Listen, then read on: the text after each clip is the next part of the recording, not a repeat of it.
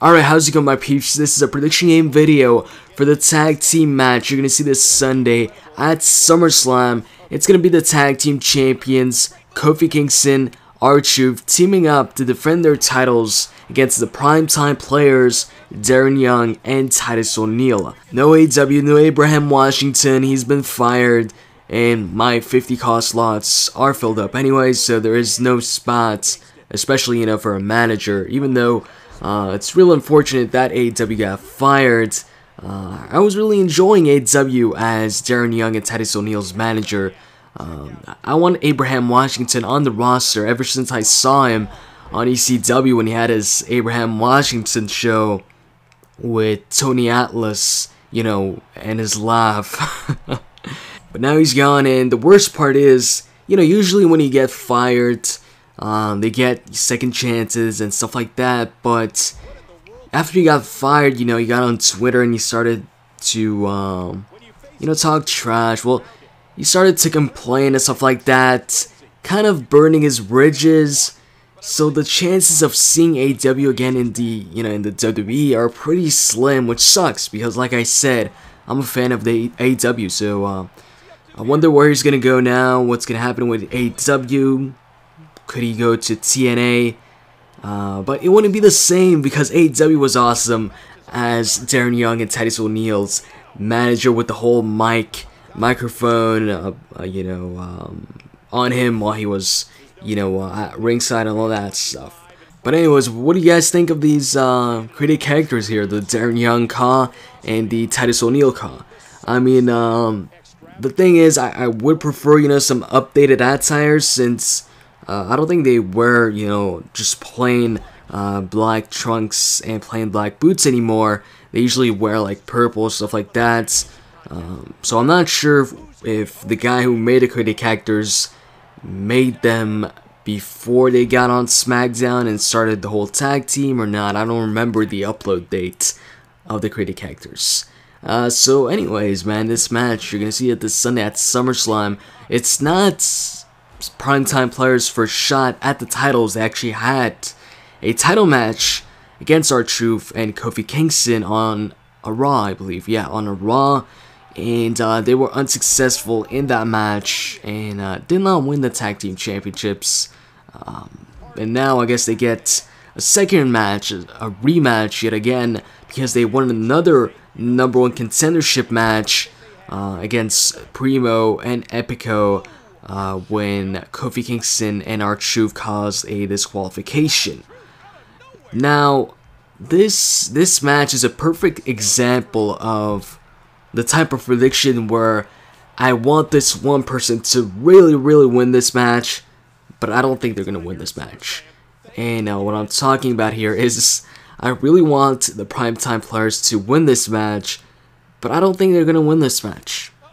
Even though this is their second shot, I still don't think they're going to get the titles right now. Although I do think they will take the championships off R-truth and Kofi Kingston. I just think it's not going to be at SummerSlam. Just like CM Punk. CM Punk is in a three-way match at SummerSlam defending his championship against The Big Show and John Cena.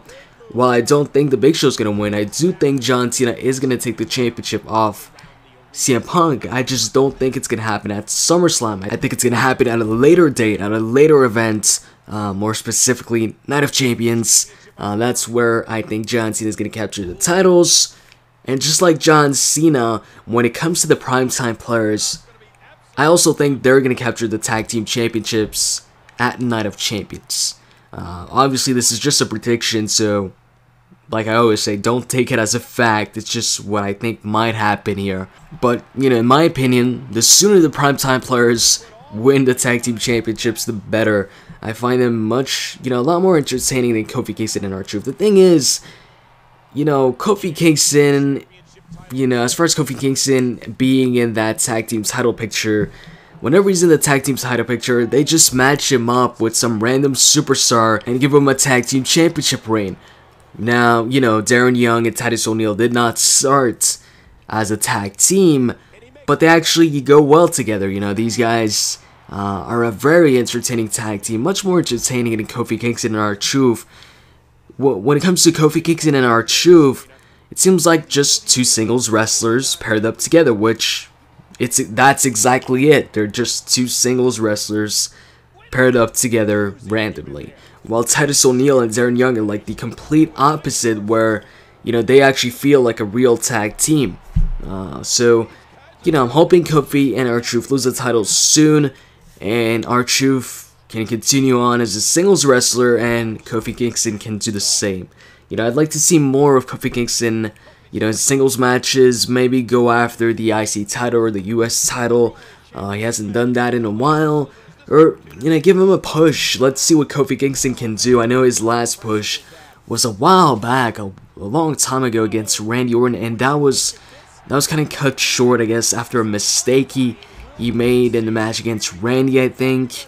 I think Randy was like supposed to punt him in the match, but Kofi Kingston got up too soon, so then Randy got, I guess, mad. Well, he hit the RKO on Kofi Kingston instead, and then he started yelling stupid, stupid, stupid to Kofi Kingston, and, you know, proceeded to pin him. And then apparently the dirt sheet said that, you know, Kofi Kingston was supposed to get punted, and Randy got, you know, pissed that Kofi got up too soon, so, you know, they had to change the plan or something like that. So, you know, to this day, I'm not sure if that's actually true, but yeah, his you know, his push pretty much ended after his feud with Randy, after Randy beat him in a one-on-one match to end their feud.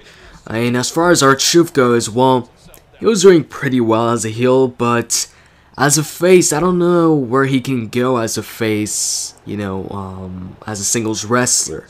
I don't think he can go too far. I mean, we've seen R-truth, you know, when he debuted, well, re-debuted as a face, he wasn't doing too well. But once they turned him heel, man, the guy just shot up to the main event scene. Not shortly after turning heel, you know, he took out John Morrison. Well, actually, that was during his, that was in the beginning of his heel turn. He takes out John Morrison, and because of that, I think he turns heel. And once he turned heel, you know, he got his championship match, a main event match at a pay-per-view. Shortly after, on their newest pay-per-view at that time, Capital Punishment, you know, and that championship match was against John Cena. And then after that, he went on to main event Survivor Series with John Cena, The Miz, and The Rock. So, R-truth as a heel really rose up the rankings pretty quickly. But then he turned face again, and things started going downhill again. Now, I'm not sure if things started going downhill because of his suspension or whatever.